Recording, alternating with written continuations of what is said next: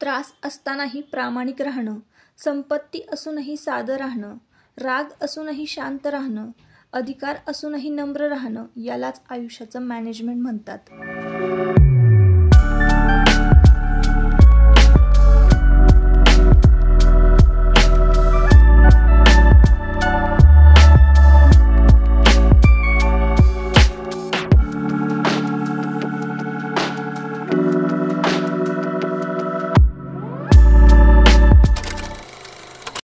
Hello, नमस्कार. मी सुप्रिया आणखी एका नवीन व्लॉगमध्ये आपलं मनापासून स्वागत करते.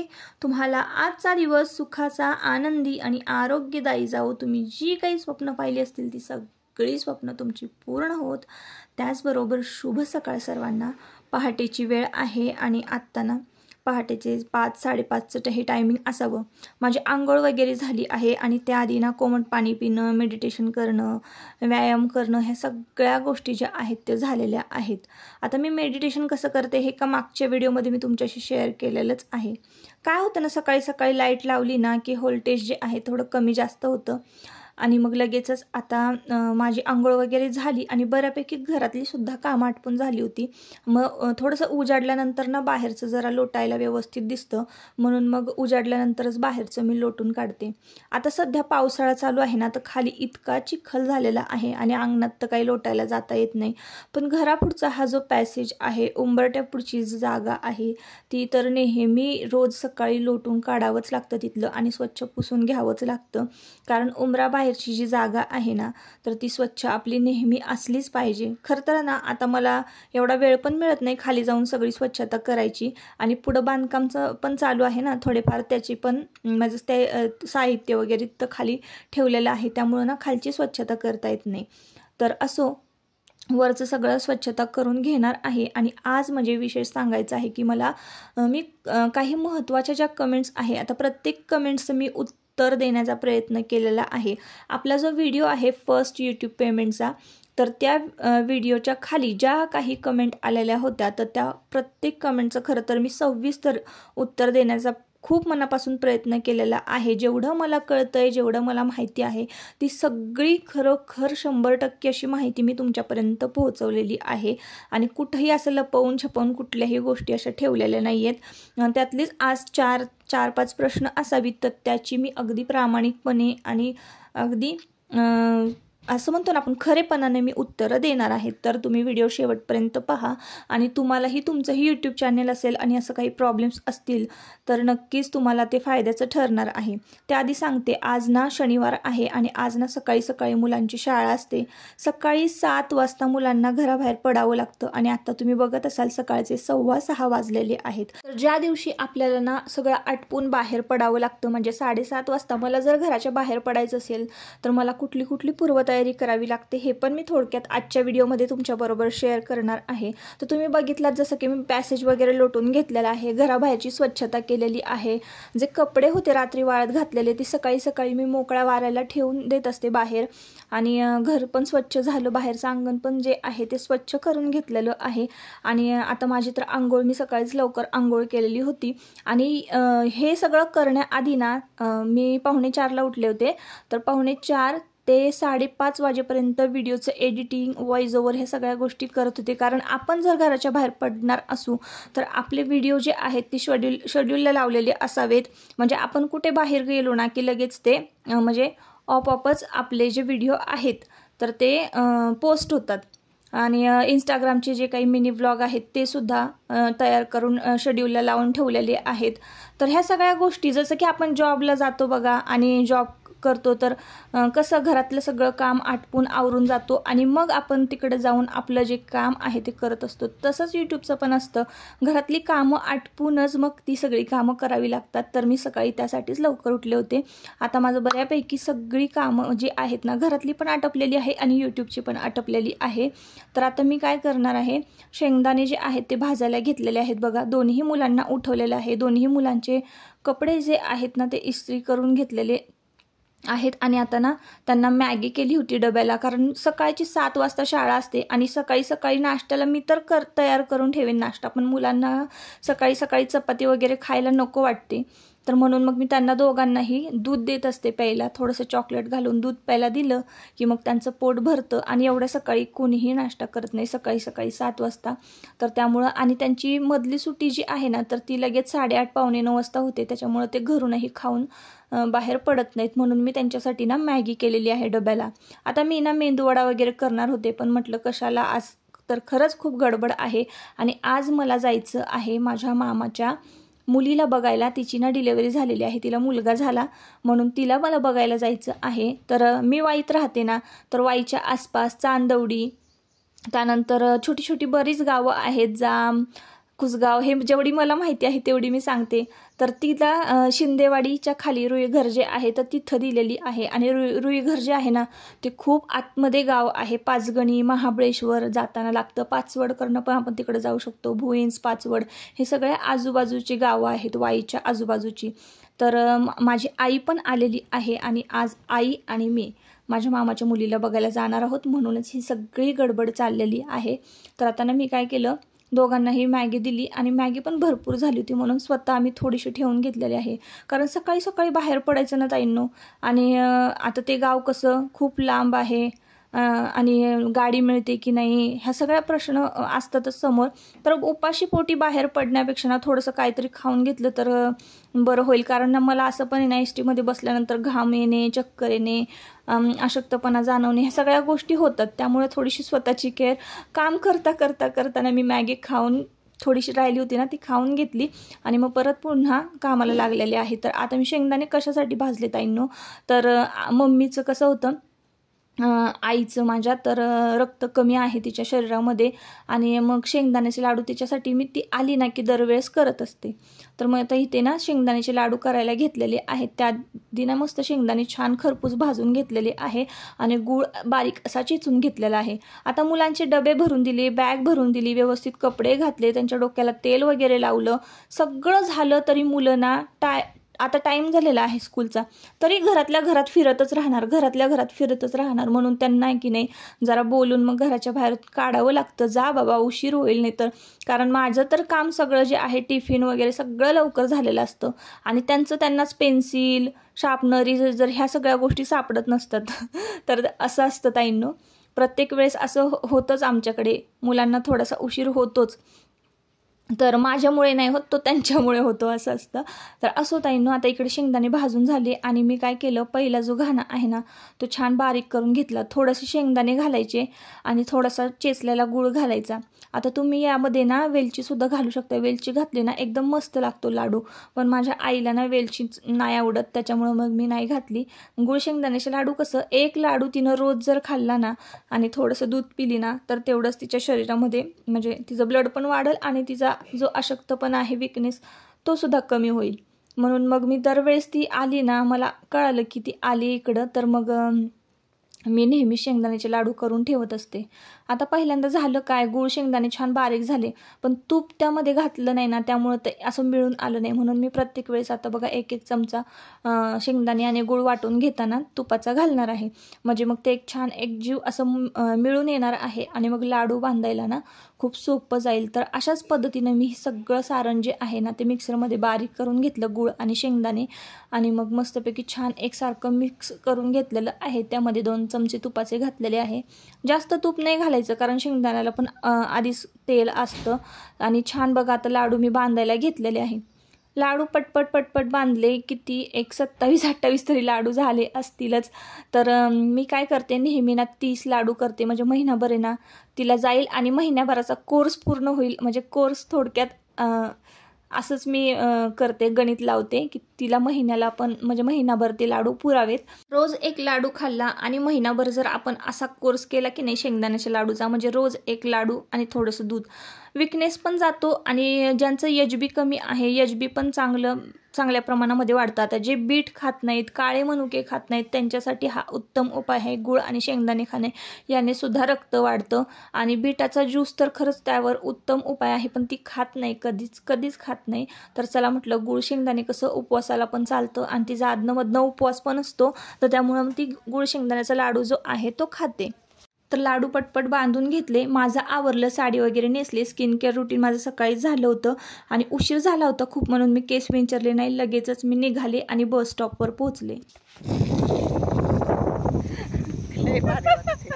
हो, आत्ता आम्ही पोचलोय रुईघरला आणि तीच एसटी ना शिंदेवाडीला जाते ना. आम्हाला माहिती नव्हतं शिंदेवाडीला उतरायचं, म्हणजे तिथून तिचं घर जवळ आहे आणि आम्ही उतरलोय रुईघरला आणि आता घाटाने चालत निघालोय दोघी पण. सकाळचं वातावरण आहे ना, आता किती हे का नाही 9:30 वाजले असतील, एवढं भारी वाटतंय ना. पण आता काय, आता मम्मीला आल्या कटाळ चालायचा. मला तर अशा वातावरणात आहे ना मैल चालवलं ना तरी मी थकणार नाही. खरंच लय भारी वातावरण आहे. तुम्हाला मी दाखवते बघा, इथं धबधबे पण वाहत आहेत छोटे छोटे. इतकं भारी वाटतंय ना, लय भारी वाटते, फिरायला आल्यासारखं वाटतंय. आता तुम्हाला बॅक कॅमेऱ्याने दाखवते. ते गाव आहे आणि तिथे जायचं आता आपल्याला. ते बघा त्या तिकडं जायचं आपल्याला. हे गाव आहे आणि जायचंय हे असं रस्त्याने. असं फिरलं ना, सगळी छोटी छोटी घरं जी दिसत आहेत ना तिथं जायचंय. फोटो काढू का, लय भारी फोटो येतात.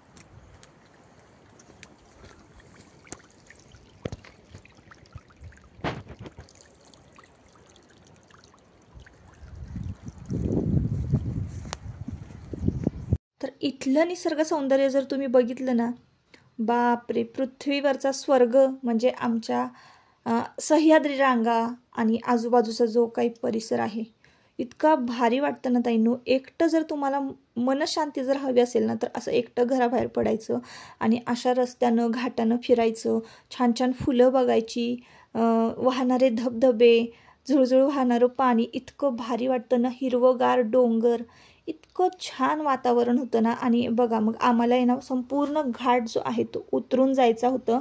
तो घाट होता 3 किलोमीटर आणि घरापर्यंत पोचेपर्यंत हे 6 किलोमीटरचं अंतर झालं. तिथं गेल्यानंतर मी काही व्हिडिओ शूट वगैरे केलं नाही, कारण बाळ पण लहान होतं आणि बाळातीन पण मग म्हटलं नको त्यांचं शूटिंग घ्यायला. तिथं गेलो, आमचा पाहुणचार झाला, जेवलो वगैरे आणि मग रिटर्न फिरलो. त्यानंतर मी इतकी थकले होते ना चालून की काहीच शूटिंग घेतलं नाही रिटर्न येतानाचं. आणि मग डायरेक्ट आले, एक झोप काढली छान आणि लगेचच मग इथं मी स्कूटी चालवण्याचं ट्रेनिंग घ्यायला आले, कारण सध्या मी आता हा क्लास लावलेला आहे. सकाळीच मला कळालं की माझ्याकडे जर स्कूटी आहे, मला चालवता आली असती तर मला एवढं चालावं लागलंच नसतं. आपल्याला ज्या गोष्टी येत नाहीत ना, त्या गोष्टी जेव्हा आपल्याला गरज पडते ना त्या गोष्टींची, तेव्हाच त्याची किंमत कळते. म्हणूनच मी आवर्जून ना आता स्कूटी शिकणार आहे, कारण 2 दिवस मी खूप घाबरले, हातात सुद्धा स्कूटी घेत नव्हते. आता मी स्वतःहून मी चालवायला लागलेले, कारण माझे पायच एवढे दुखत होते. तर असं आहे, आता हळूहळू मी प्रॅक्टिस करणार आहे चालवण्याची. थोडंफार माझं चुकतं, जरा बॅलेन्स वगैरे जातो. तर असो, आता त्यानंतर मग घरी आले. घरी आल्यानंतर कपडे जे आहेत ते धुवायला लावले होते मशीनला. आता हे कपडे कधीचे आहेत ताईंनो तुम्हाला सांगते मी. शनिवारचे जे कपडे आहेत ना सकाळीच धुवून झाले होते. हे कपडे आहेत रविवारचे, जे की उद्याचं जे काम आहे ना ते मी आजच पूर्ण केलेलं आहे. दोन्ही मुलांचे युनिफॉर्म म्हणा किंवा स्कूलमधनं ते आले 12:30 वाजताच आले दुपारी. तर दुपारी दोघांचेही युनिफॉर्म मी काढले होते धुवायला. दोघांचे 2-2 ड्रेस असतात, एक स्पोर्ट ड्रेस, एक स्कूल ड्रेस. बाकीचे थोडेफार कपडे पडलेले असतात. तर ते काय केलं, संध्याकाळी मी घर सगळं लोटून वगैरे काढलं. नेहमीप्रमाणे अभ्यासाला मुलांना बसवलं, दिवाबत्ती झाली आणि मशीनला कपडे लावून दिले होते आणि स्वयंपाकाला सुरुवात केली. स्वयंपाक वगैरे झालं, जेवणं झाली आणि आत्ताचं हे टायमिंग आहे ना 11 वाजताचं टायमिंग आहे. जोपर्यंत माझा स्वयंपाक होतोय ना तोपर्यंत मशीनचं काम जे आहे, कपडे धुवून झालेली होती. तर म्हटलं चला आता ही रात्रभर तशीच ठेवण्यापेक्षा आहे ना रात्रीची कपडे वाळत घातली ना की छान हवेने वाळतात, खिडकीतून वारं येतं आणि फॅन पण चालू असतो, त्यामुळं कपड्यांमधून कुठलीही दुर्गंधी किंवा वास, असं पावसाळ्याचं वातावरण असलं की दमट कुबट असा वास येतो. अजिबात आमच्या कपड्यातून तसा वास येत नाही, कारण मी लगेचच रात्रीच कपडे वाळत घालते. सकाळी पण मोकळ्या हवेमध्ये तुम्ही बघितलं असाल, मी सुरुवातीला आता सकाळी लोटून वगैरे काढत होती, तर बाहेर लगेच मी स्टँड हे काढलं होतं, बाहेर वाऱ्यामध्ये ठेवते. असो, आता आपण ना आपल्या प्रश्नांचे म्हणजे कमेंट्सचे जे उत्तरं आहेत ना ते देऊयात. तर आपल्या एका व्ह्युअर्सचा असा प्रश्न आहे की खूप छान व्हिडिओ शेअर केला ताई, पण एक क्वेश्चन होता, नेमकं कम्युनिटी स्ट्राईक कशामुळे आला ते नाही समजलं. कारण माझं पण चॅनल मोनो आहे आणि डॉलर पण जमा होत आहेत. माझ्याकडून तशी चूक होऊ नये म्हणून मी तुम्हाला डिटेलमध्ये विचारते, प्लीज सांगा. तर ताईंनो, काय असतं ना, यूट्यूबच्या काही पॉलिसीज असतात ज्या की आपल्याला माहितीच नसतात आणि आपल्याला त्या असं कुठं वाचताही येत नाहीत. तर तुम्ही काय करा, जे टेकवाल्यांचे चॅनल आहेत तर त्यांच्या मी कुठलाही प्रॉब्लेम असेल तर तेच तुम्हाला सांगते की टेकवाल्यांचे चॅनल बघा, जे यूट्यूब संबंधित माहिती पुरवतात त्यांचे चॅनल पहा. तुम्हाला काय कम्युनिटी गाईडलाईन्स आहे, काय स्ट्राईक असतो, हे सगळ्या गोष्टी कळतील. पण असे काही रूल्स आहेत यूट्यूबचे की जे की आपण ते जर मोडले किंवा क्रॉस केले तर आपल्याला कम्युनिटी गाईडलाईन्स स्ट्राईक आपल्या चॅनलवर येतो. आणि एकापेक्षा जास्त म्हणजे 3 जर कम्युनिटी गाईडलाईन्स ट्रॅक आले ना तर सरळ आपलं चॅनल डिलीटसुद्धा होऊ शकतं. अजूनही मला काही रूल्स माहिती नाही आहे ताईंनो, मीही नवीनच आहे, पण मला जेवढं माहिती आहे तेवढं मी तुम्हाला सांगायचा प्रयत्न करते. तर अशी काही चूक होऊ देऊ नका. आता चूक नेमकी माझ्याकडनं काय झाली होती ते पण मी तुम्हाला सांगते. तर मी असाच व्लॉग जो आहे, आता व्लॉग म्हटल्यानंतर आपण स्विमिंगचे वगैरे व्हिडिओ टाकतो, तर देवांशना पोहत होता आणि देवांशचे पूर्ण कपडे काढलेले होते आणि तो आता कसा लहान असल्यामुळं आपण तसंच त्याला पोहायला शिकवतो. तर तसं मी त्याला पोहायला शिकवत होते ना, तर तो व्हिडिओ मी अपलोड केला होता, त्यावर कम्युनिटी गाईडलाईन्स ट्रॅक आला होता. कम्युनिटी गाईडलाईन्स ट्रॅक आल्यानंतर सुद्धा मला माहिती नव्हतं, तर तो बऱ्याच दिवस चॅनलवर माझा व्हिडिओ होता. मग त्यानंतर मला एका यूट्यूबकडे म्हणजे चॅनल मी चेकिंगला दिलं होतं, तेव्हा मला कळालं की असा व्हिडिओवर कम्युनिटी गाईडलाईन्स ट्रॅक आलेला आहे. तो डिलीट केला. त्यानंतर सुद्धा माझा 3 महिने चॅनल जो आहे तो डिमॉनिटाईज झालेला होता आणि मला 1 रुपयाही 3 महिने, म्हणजे माझे एवढे चांगले चांगले व्हिडिओ होते ना माझ्या चॅनलवर, 3 महिने मी सलग अपलोड करत होते, पण त्याचा मला 1 रुपयाही मिळाला नाही. आणि विचार करा, 2 दिवस जरी आपल्याला व्हिडिओ टाकायचे म्हटले तर कॉन्टेंट काय शेअर करावा प्रश्न पडतो. पण मी 3 महिने फुकट मेहनत केलेली आहे. आणि काय होतं ना, आपण काही अडथळे पार करत जातो, पण हे ना आपल्यासमोर सतत जर अडचणी येत असतील ना, मग असं वाटतं कुठंतरी थांबून जावं किंवा नकोच ह्या गोष्टी सगळ्या करायला. 3 महिने मी असंच फुकट कॉन्टेंट शेअर करत होते ना, त्यावेळेस मला असं वाटलं होतं की नकोच बाबा हे करायला. पण मला असं वाटलं जाऊ देत, आज नाही माझं झालं चॅनल ग्रो, उद्या नक्की होईल. पण काही रूल्स, काही पॉलिसीज अशा असतात ना, खरंच आपल्याला माहिती नसतात, तर ते हळूहळू आपल्याला शिकायला मिळतं आणि आपल्या चुकांमधूनच आपण शिकत असतो. तर आता मला ह्या गोष्टी सगळ्या कळालेल्या आहेत. तर तुम्हाला सुद्धा मी सावध करते की तुमचं जर नवीन चॅनल असेल ना, तुम्ही नक्की ह्या गोष्टी चेक करा. चॅनल सतत क्रोम ब्राउझरमध्ये जायचं, चेक करायचं, YT स्टुडिओ क्रोम ब्राउझरमध्ये जाऊन ओपन करायचा आणि चेक करायचा. मग तिथं आपल्याला सगळ्या डिटेल्स सगळं व्यवस्थित मिळतं. जरी आपल्याला असं साध्या YT स्टुडिओवर नाही बघायला मिळालं तर तिथं क्रोम ब्राउझरमध्ये जाऊन सगळ्या डिटेल्स आपल्याला चेक करता येतात. तर हे झालेलं आहे आपल्या या कमेंट्सचं उत्तर. आता दुसरी कमेंट घेऊया. मी अमरावती जिल्ह्यामध्ये राहते. माझ्या व्हिडिओला 1 वर्ष झाले. मला 1000 सबस्क्रायबर झाले तरी चॅनल मोनिटाईज होते ते मला माहिती नाही. मराठी भाषा आहे मला कळली. तर ताईंनो, तुम्हाला सांगते मी, बघा ही एकदम साधी कमेंट आहे. आता तुम्ही अशा कमेंट्स जर कुठल्या यूट्यूबरच्या म्हणजे व्हिडिओ खाली जर केलात ना, अजिबात लक्ष देणार नाहीत, दुर्लक्ष करतील, कानाडोळा करतील. पण मला ही कमेंट एवढी साधी वाटली ना. आणि कसं असतं ना, काही लोकांची म्हणजे शिक्षणं झालेली नाहीत की जे इच्छुक आहेत यूट्यूबमध्ये काम करण्यासाठी, त्यांचं करिअरच्या दृष्टिकोनातून ते यूट्यूबकडे बघतात. कारण कसं आहे ना, आजकाल घरी बसूनच काम करणं सगळ्यांना आवडतं किंवा कोणाची मजबुरी असते. तर खूप साध्या साध्या ज्या लेडीज आहेत की ज्यांची शिक्षण नाही झालीत पण त्यांची इच्छा आहे काहीतरी काम करण्याची, अशाच लेडीजना यूट्यूबमध्ये काम करण्याचा प्रयत्न करतात. तर तशीच ही एक लेडीज असावी म्हणून मी म्हटलं चला यांचं उत्तर देऊया. तर बघा, तुम्हाला एक उदाहरण आहे की मॉनिटाईज कसं होतं चॅनल, एवढं सुद्धा आपल्याला म्हणजे नाही कळत. तर खरं आहे ना, आपण ज्या क्षेत्रामध्ये काम करतो ना त्याची पुरेपूर माहिती घेतल्याशिवाय कुठल्याही कामाला सुरुवात करायची नाही. आपली मेहनत जी आहे ती फुकट जाते आणि आपली मेहनत फुकट जाऊ नये कधीही. त्यामुळे तुम्ही कुठलंही काम करा, यूट्यूबच नाही कुठलंही काम करा, तर त्याचं आहे ना थोडी तरी माहिती आपल्याला असलीच पाहिजे. तर बघा या ताईंना आहे ना चॅनल मोनिटाईज होतं हे सुद्धा माहिती नव्हतं. 1000 सबस्क्रायबर पूर्ण झालेले आहेत. तर चॅनल मोनिटाईज कसं होतं, काय होतं, तुम्हाला हे सगळं गोष्ट आता यूट्यूब अकाउंट जर तुम्ही ओपन केलं असेल, उघडला असेल, तर सोबतच तुम्हाला YT स्टुडिओ ॲपसुद्धा ओपन करावं लागतं. आणि त्यामध्ये गेले की सगळे क्रायटेरिया, सगळे डिटेल्स, सगळा अल्गोरिदम आलेख सगळं दिलेलं आहे ना. तर तिथं वाचायला गेलं ना तुम्ही चॅनल बघायला, तर ते सगळं तुम्हाला दिसतं तिथं. तर असं आहे ते. तर तुम्ही नक्की बघा आणि नक्की तुम्ही ट्राय करा यूट्यूब.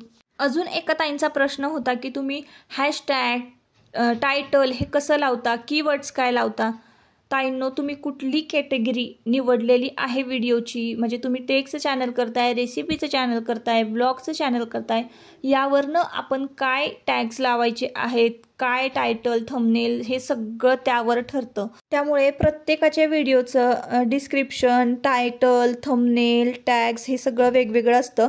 तर तुम्ही जर ब्लॉग करत असाल ना, सर्च करा तुम्ही की नक्की काय टॅग, काय कीवर्ड्स वापरले, कशा पद्धतीनं लावले तर आपला व्हिडिओ ग्रो होईल, चॅनल थोडंसं ग्रो होईल. तर याचा प्रयत्न करायचा आहे. तर चला, आता माझे कपडे जे आहेत ते वाळत घालून झालेले आहेत आणि काही प्रश्नांची उत्तरंसुद्धा मी दिलेली आहेत.